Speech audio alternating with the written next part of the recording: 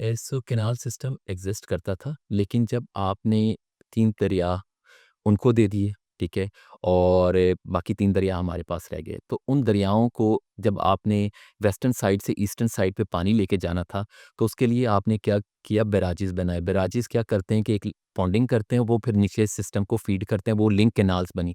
तो इसमें आप कह लें कि पाकिस्तान को अगर डिवाइड करें, तो आपका एक नॉर्दर्न लिंक बनता है, जो मराला से निकल रही है, यूसीसी निकल रही है और मराला लिंक कैनाल निकल रही है। फिर आपका दरमियान में 2 सेंट्रल लिंक्स आ जाते हैं, एक रसूल कादराबाद कादराबाद बल्लो की सुलेमान की, ठीक है? ये एक लिंक बन जाता है। फिर एक सेंट्रल लिंक सेकंड आ जाता है, जो आ जाता है अ अ, उससे चश्मा त्रीमू, त्रीमू सदनाई और सदनाई मेलसी, ठीक है? और जो लास्ट है वो फिर आपका वो आ जाता है तोंसा पंजनद, ठीक है?